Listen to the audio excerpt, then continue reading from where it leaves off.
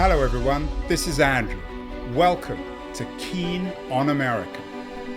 On July 4th, 2026, America will be 250 years old. An anniversary that will, no doubt, be greeted with a mixture of celebration, contemplation, and resignation. In Keen on America, Andrew talks not just about the American past and present, but also speculates on its future. What, Andrew asks, will be the 21st century fate of this now venerable American republic?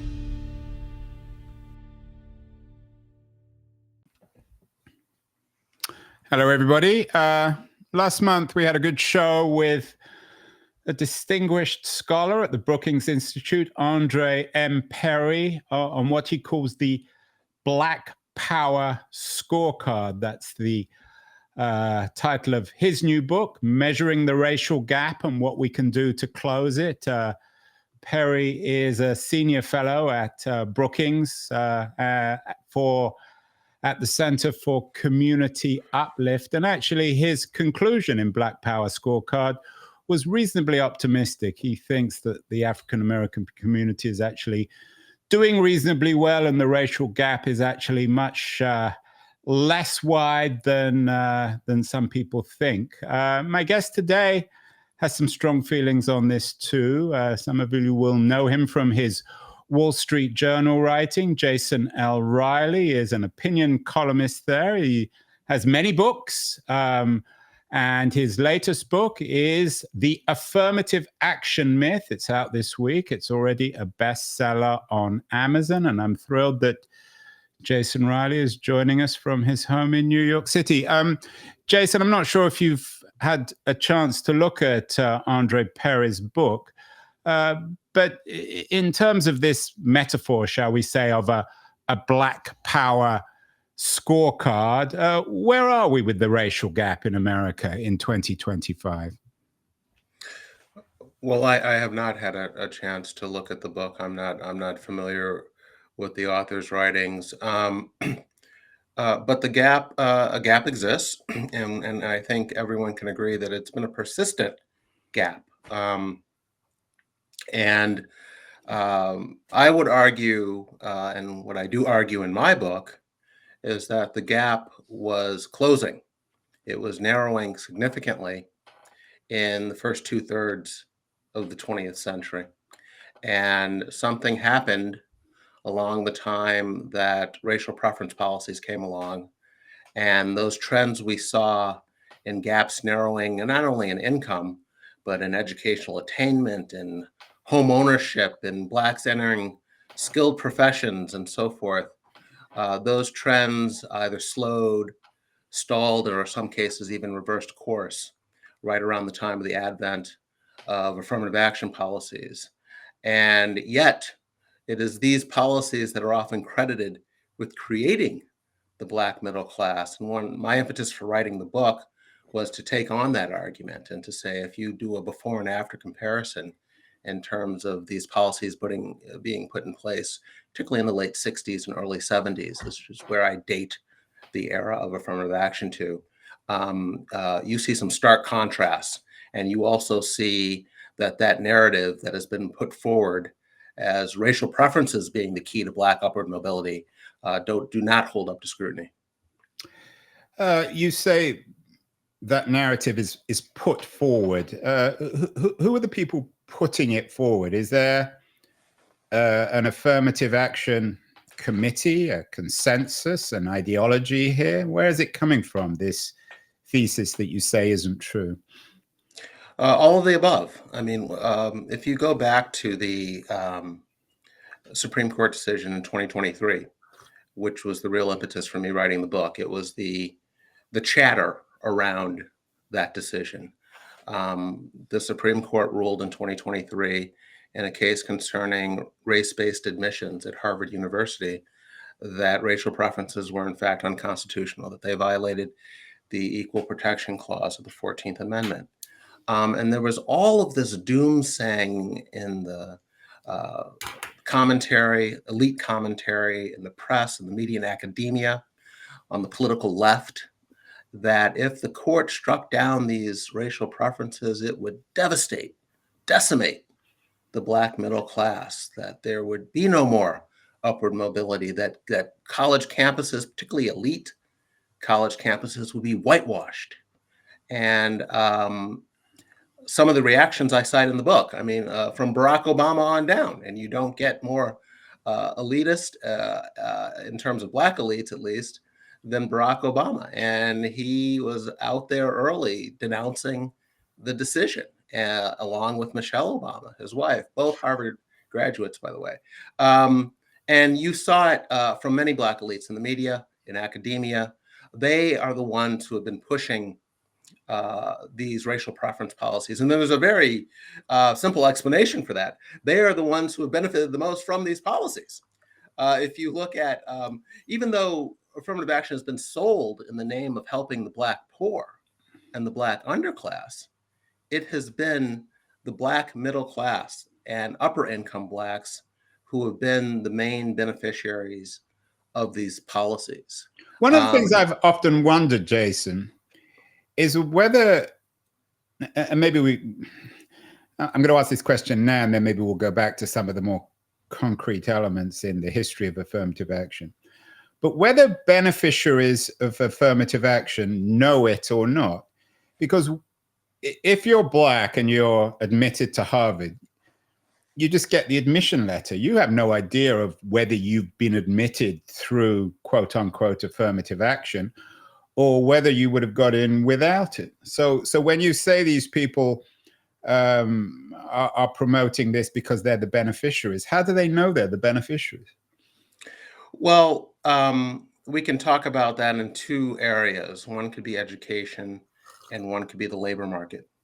So you can look at data from, say, the late 1960s, when these policies were being put in place, through, say, the first quarter century of affirmative action, through the early 1990s. So the top Black earners, people in the top 20% of the income distribution, for example, who are Black, saw their share of income over that 25-year period increase at about the same rate as their white counterparts in the top 20%.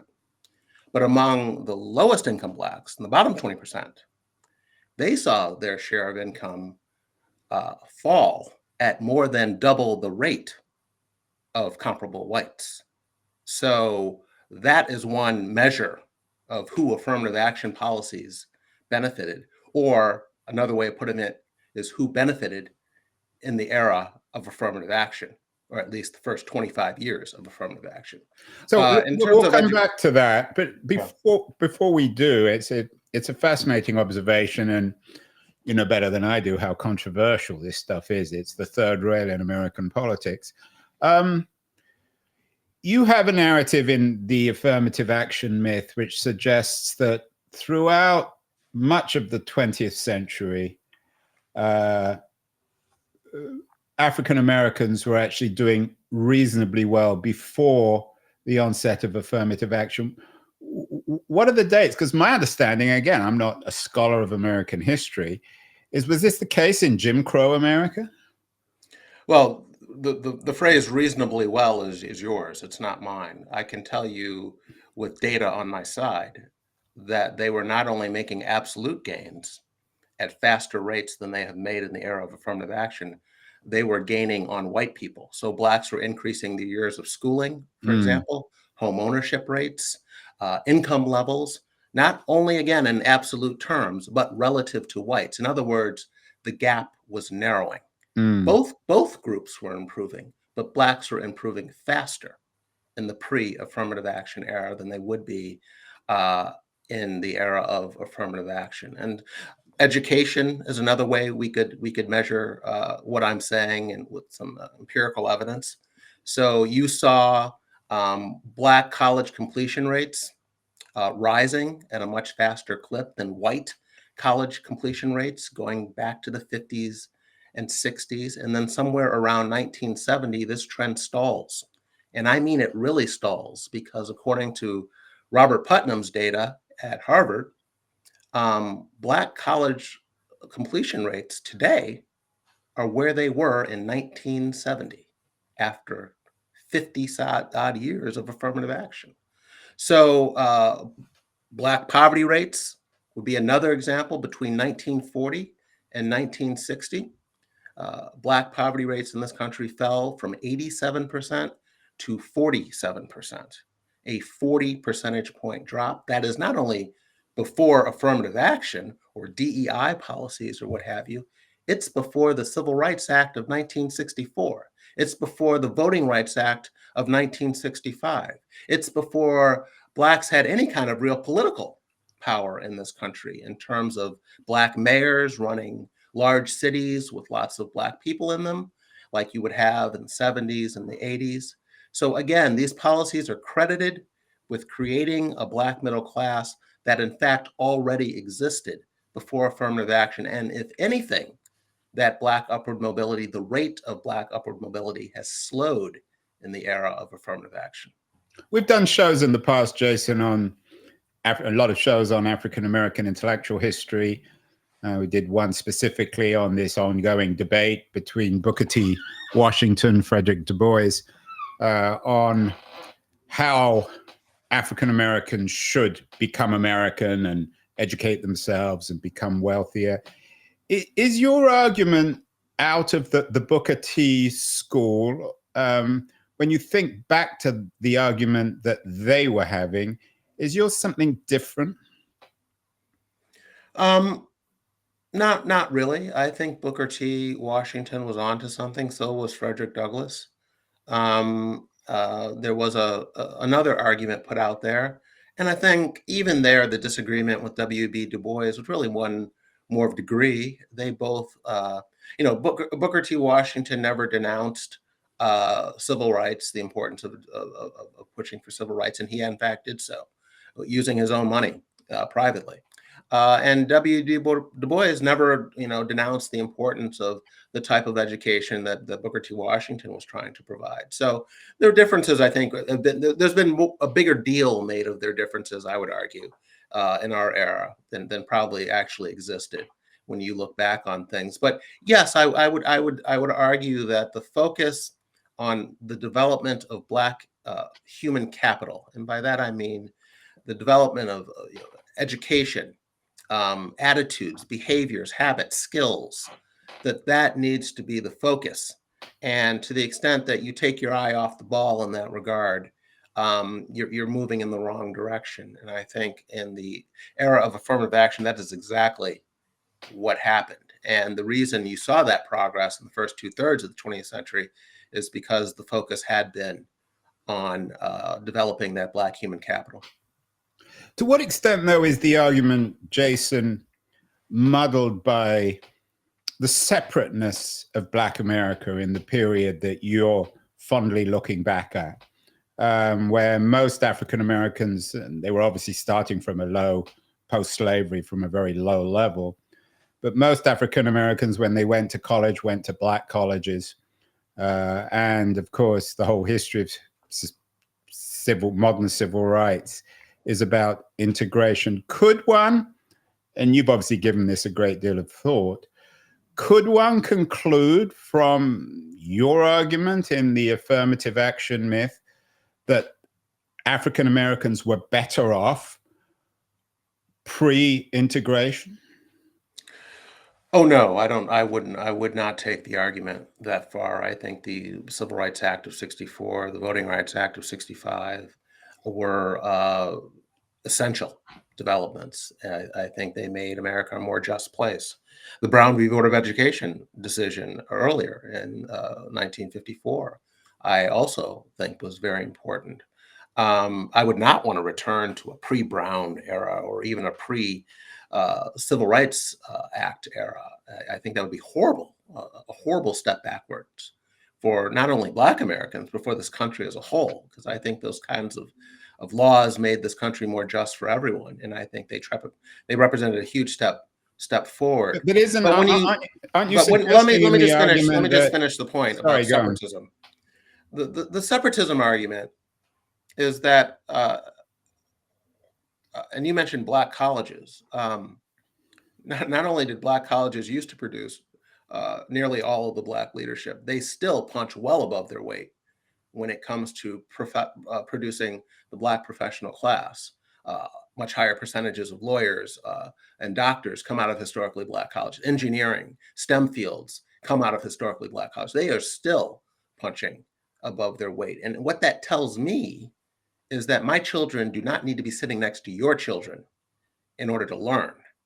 And this focus, an over-focus, I would argue, on racially integrated classrooms being a priority. In other words, the racial makeup of the classroom being more important than whether anyone is learning anything in that class, I think has been a huge mistake and taken us down a rabbit hole that is just ridiculously harmful to our young people today. There is nothing wrong. Some of the best performing schools in this country are made up of all Black or all Black and Hispanic free and reduced lunch kids in the school. And some of the worst performing schools in this country are made up of all Black and Hispanic classrooms with free and reduced lunch kids. So clearly that tells me that the racial makeup of the classroom is not what is determining whether anyone is learning in that class. And we need to take this focus off of the racial makeup of the classroom and put it on factors that we know play a much bigger role in whether anyone in the class is learning, such as the competence of the teacher. Jason, your narrative suggests that things were good and then you had affirmative action. You've talked about this. No, that is not. Well, things were improving. Jim Crow was not good. No, I take your point. Right, and obviously that goes without saying. But things were improving, and then you got this thing you call affirmative action, or what we call affirmative action, that is pushed by a community, a group, maybe an ideological center. How aware were people of this? Could you give me some background to the origins of affirmative action thinking, and which presidents, which thinkers, which writers, which judges were pioneering affirmative action? Well, one of the problems is defining terms. You can very easily go into this semantic debate over what you mean when you talk about affirmative action. That's why very early in the book, I explain what I mean when I use the term. When this term was first starting to be used for the purposes of race and upward mobility, what affirmative action meant, very simply, was outreach to groups that traditionally, historically, had been overlooked. Outreach by colleges, outreach by employers to groups, and to bring those groups up to existing standards. What it became later was lowering standards in order to achieve some kind of racial balance, either on campus or in the workplace. And that is what, in fact, affirmative action means today. In my book, and how I use the term in the book reflects that later meaning, how it evolved. And how it evolved were two major factors, or there were two major players, I should say, in the evolution of the term. One was what we call today the administrative state. In other words, federal bureaucrats who were tasked with interpreting the language of the Civil Rights Act or the language of Brown versus Board of Education. And they willfully manipulated this language to mean things that the court never meant it to mean things certainly that the lawmakers who wrote the language of the Civil Rights Act of 1964 never meant it to mean. So in 64, the act says government and employers should make decisions without regard to race. That came to be interpreted as racial balancing in classrooms, in the workforce, and so forth. And so what you had was an administrative state, federal bureaucrats willfully ignoring the intention, the legislative history. We can go back and read the legislative debates that were going on at the time. So we know what they meant when they said desegregation. We know what they meant when they said a place is no longer under Jim Crow policy. And they did not mean, it was not determined by how many people were sitting in a classroom who were Black versus who were white. It was determined by whether or not that school was open to Black or white students. So there's a big difference between desegregation and forced integration. And what affirmative action came to mean is forced integration. And it's been a disaster because that earlier definition of affirmative action was something the vast majority of Americans were coming around to believing. Not dating back to the 40s and 50s, we can see that from survey data. But the latter definition, racial balancing, quotas, set-asides, and so forth, that has been hugely unpopular, not only among the American population as a whole, but among Black Americans, white Americans, Asian Americans, Hispanic Americans. There is a small group of elites, including Black elites, who support these policies. But like I said, that makes sense because they have been the main beneficiaries of those policies. Affirmative action has tended to help Black people who were already well off become even better off. Jason, it's such a controversial, tricky subject. I'm going to try and ask questions that don't get me into trouble either with you or with my audience. But I still, you've written about in your Wall Street and in your Wall Street column what you call the tragedy of affirmative action, and that seems to be the core thesis in the book.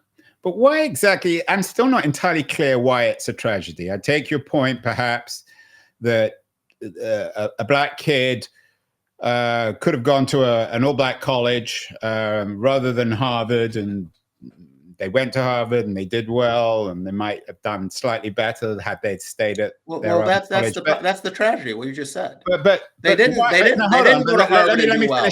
Let me finish. They didn't go to Harvard and do well. But let me finish the question. I don't understand. I can see your argument, but why is it tragic? Tragic is catastrophic. So what? Oh, I'll explain what I mean in the education setting, since that's the example you used.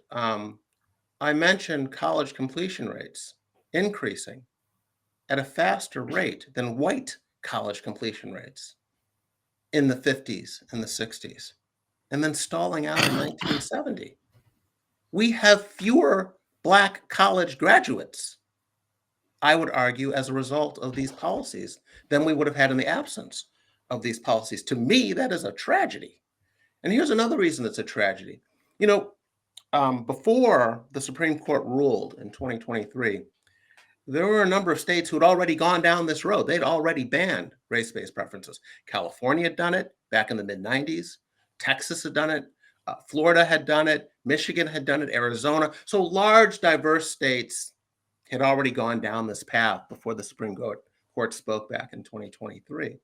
And so we have some natural experiments out there in terms of what would happen. In California, after the ban was passed in the mid-90s, you saw a reduction in Black enrollment at the most selective schools in the University of California system, UCLA and Berkeley. But what you also saw was an increase in Black enrollment throughout the University of California system as a whole, at UC Riverside, UC Santa Cruz, UC Santa Barbara, and so forth. And not only did you see an overall increase in Black enrollment, and this is the key point, you saw an increase, a huge increase in Black graduation rates. At Berkeley in the 1980s, something like 2/3 of the Black students enrolled didn't finish. After they banned affirmative action in college admissions, more Black kids were going to schools where they thrived in the discipline of their choosing. They graduated, not only graduated at higher rates, they graduated with higher GPAs. They graduated from more difficult fields such as the STEM fields, science, math, engineering, and so forth. The bottom line is that a policy that had been put in place to increase the ranks of the Black middle class had in practice reduced the number of Black doctors and lawyers and engineers and scientists that we would have had in the absence of this policy. That is tragic. in my view. And the other reason it's tragic is because many of the schools that are doing this, these elite schools that are admitting Black children with lower standards so that their college, uh,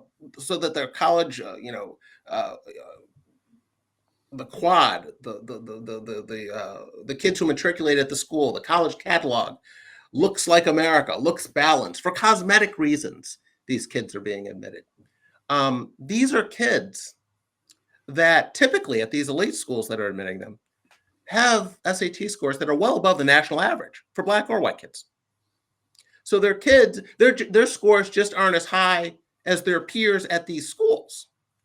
And so whenever that happens, whether the person is Black, Hispanic, whether the person is a child of alumni, child of a donor, an athlete, whenever there is a gap between the credentials of the student and the credentials of the student's peers at the same institution, you are going to see that student tend to pool at the bottom of the class, tend to drop out more often, tend to switch to easier majors.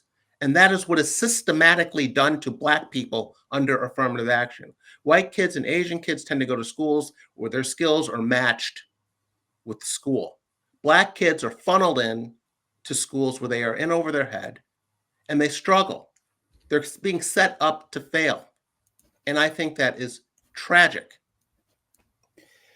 Yeah, it is tragic. Although, I mean, I'm not sure if the whole argument should be about schools, but these schools aren't operating on a level playing field. A lot of the kids who end up at Harvard are children of alumni who don't score particularly well. Is the same happening with them? I mean, well, as I just mentioned, it depends on the size of the gap. If Harvard admitted left-handed redheads with SAT scores that were 300 points below the average at Harvard, you would see left-handed redheads pooling at the bottom of the class. You would see left-handed redheads dropping out at higher rates. You would see left-handed redheads switching to easier majors. We discuss affirmative action in terms of race, but the mismatch theory, which is one of the problems I have with affirmative action, applies regardless of race. It has to do with whether that entering student has the skills that match those of the students around him. And the reason is because professors tend to teach to the middle of the class. So it's about the pace at which these subjects are taught. And some kids can keep up and some kids cannot. And we know that SAT scores and grade point averages and class rank are a very good predictor of how that student will do the first year at an institution. And so when you are admitting a student who's 300 points behind on the SAT, that student's going to have problems. I'll give you an example. There was a study done of MIT students some years ago, and Black students at MIT scored in the 90th percentile on the math portion of the SAT of all students of all colors throughout the country. But they were in the 10th percentile among their peers at MIT. So a kid that would have been hitting it out of the park at a less selective institution was struggling at MIT. I mean, what is the point of flunking out of Michigan instead of graduating from Michigan State? I mean, I don't see the point in that. And that is what affirmative action has been doing. So the tragedy in your mind is that a Black kid will benefit probably unknowingly from the system, get into Michigan, Berkeley, Stanford, Harvard, not be able to compete because they don't have, and correct me if I'm using the wrong language, the skill set to succeed, and they'll drop out and they'd be better off going to Michigan State or a state university in California. You can't generalize about all Black people that way. In other words, at these schools, these selective schools, some of the Black kids who get in do meet the standard of the average student at the school.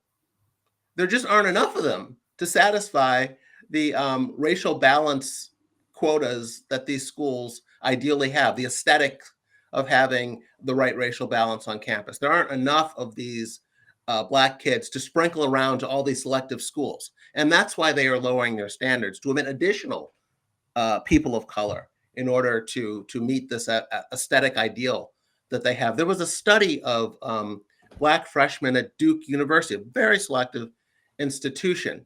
And what it showed was that Black male students, around 75% of them, told the pollsters that they wanted to study in either economics or one of the natural sciences as freshmen. 75%. But only about 35% ended up getting a degree in that field. So you're talking about, a 30-something point attrition rate. Among white students who said they wanted to major, a 4% attrition rate.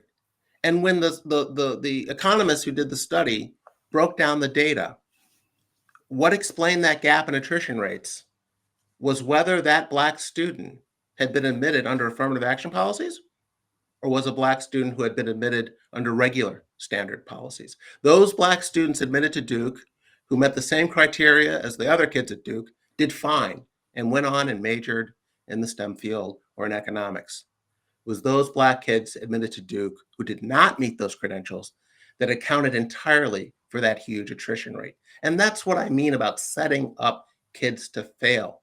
Those kids could have, instead of going to Duke, probably could have gone to, North Carolina State and did just fine and majored, and they'd be engineers today or doctors, what have you, but they were funneled into Duke for window dressing. And that did not do them any favors. Duke gets to sport Black faces on campus, and it gets to make sure their college catalog looks great and diverse and use that for recruiting. It benefits Duke reputationally, but what are you doing for the students? And that's why I think that's my problem with these affirmative action policies, particularly in higher education.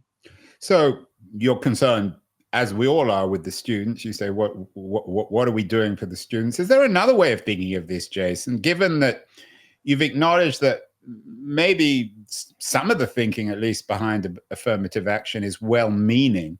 The problem is that there needs to be more affirmative action, not less. So let's take your MIT or Duke case.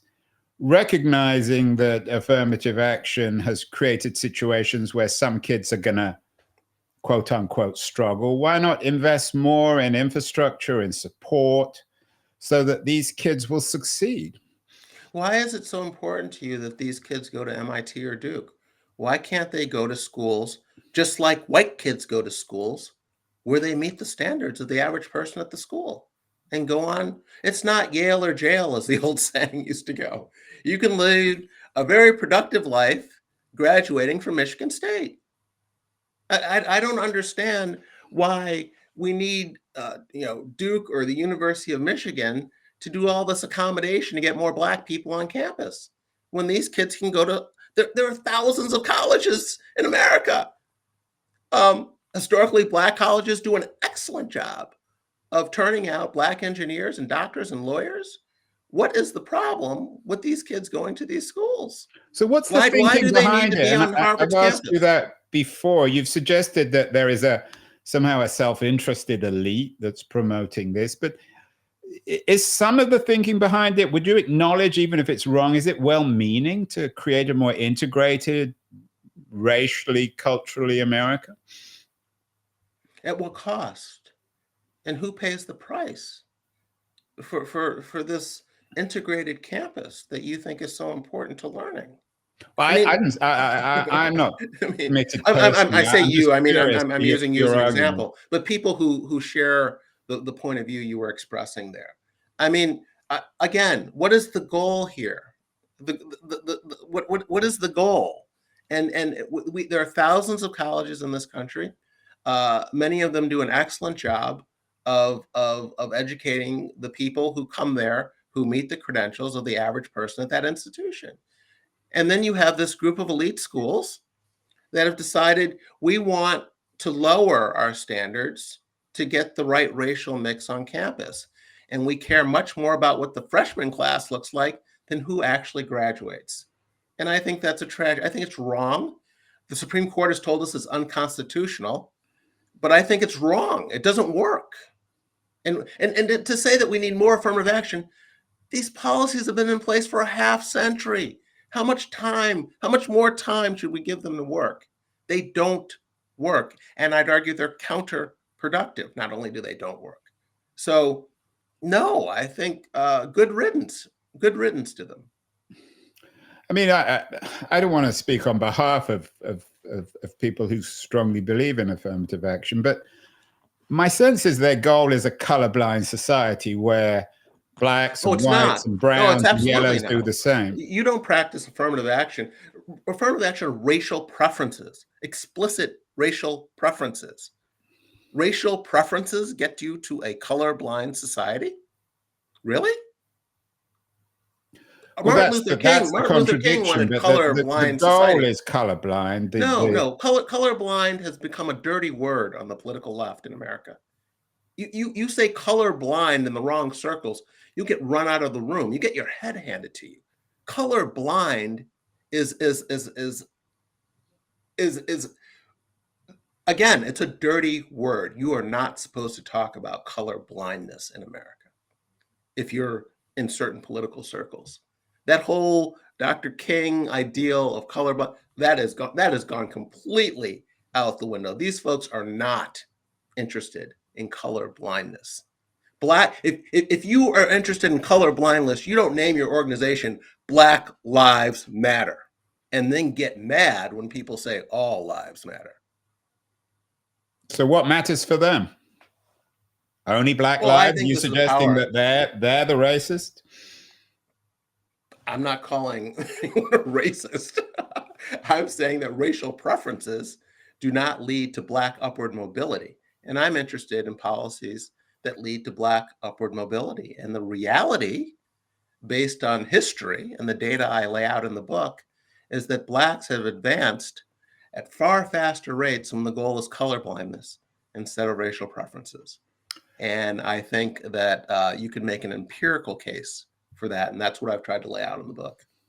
Jason, and I'm guessing you have very strong feelings on this front too. We've done lots of shows on the case for reparations, one with David Montero, another with Joel Edward Goza. You probably know some of these writers, a third with Baynard Woods, who has his own autobiography of whiteness. Is the case for reparations just a kind of, in your mind at least, an absurd extension of the affirmative action myth?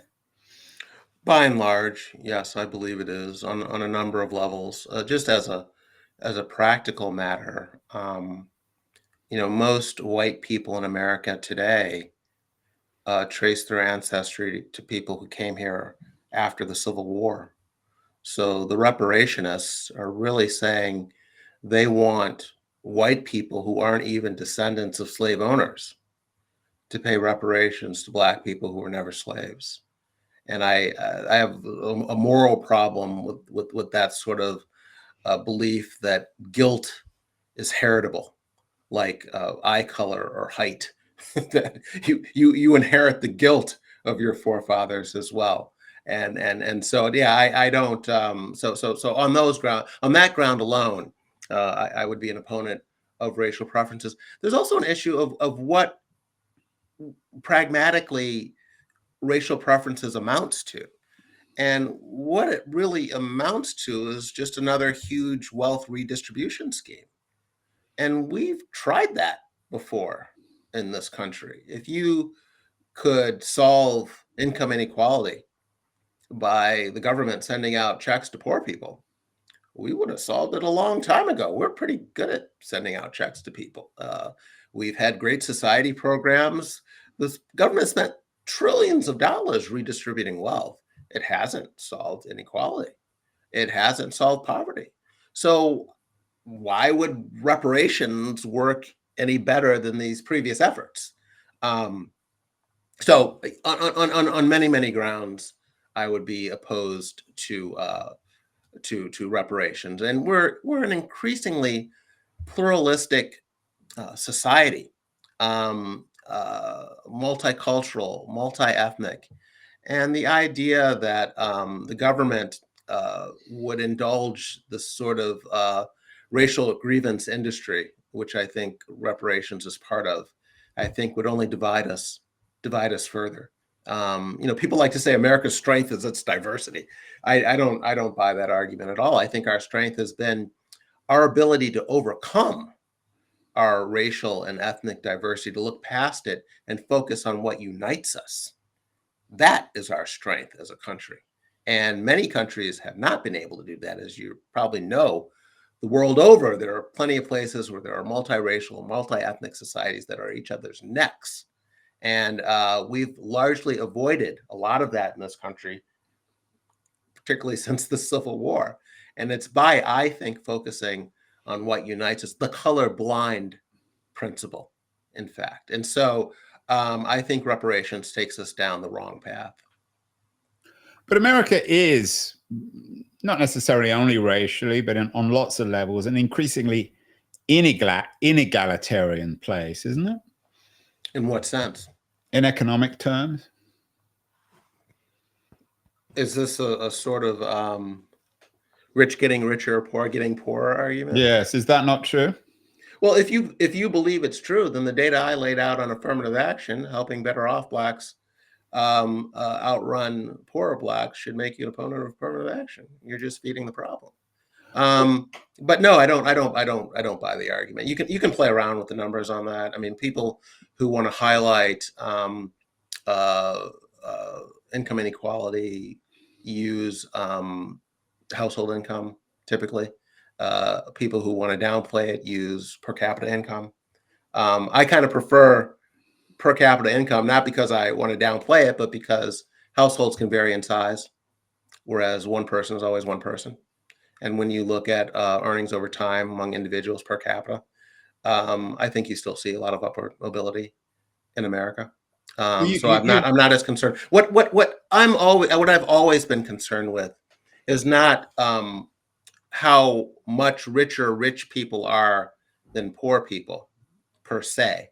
What concerns me is mobility in between income brackets and whether that is something that continues. And in my reading of the data, that is something that continues in this country. So I don't spend a lot of time worrying about the rich getting richer per se.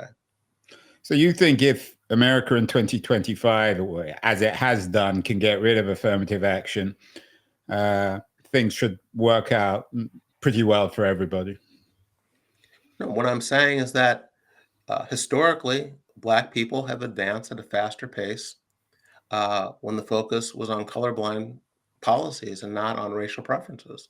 And so I expect Blacks to do better under colorblind policies, under a regime that does not include racial preferences, better in terms of educational outcomes, better in terms of workplace outcomes, jobs, income, and so forth, under policies that do not involve racial preferences. And I also think that the absence of those policies are good for the country as a whole in terms of tampering down racial divisiveness and grievance and all the rest. So I just think in a multiracial, multi-ethnic society, to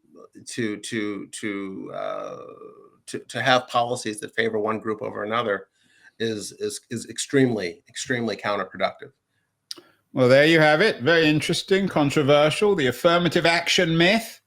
It's on sale now. As I said, it's a bestseller. Why Blacks Don't Need Racial Preferences to Succeed. Some people will strongly agree, I think, with Jason Riley. Others will strongly disagree, but he's not shy to make his case. Jason, thank you so much for appearing on the show. Very interesting debate, and it's one that certainly isn't going away without with or without any legal changes. So thank you again, and best of luck with the book. Thank you. Take care.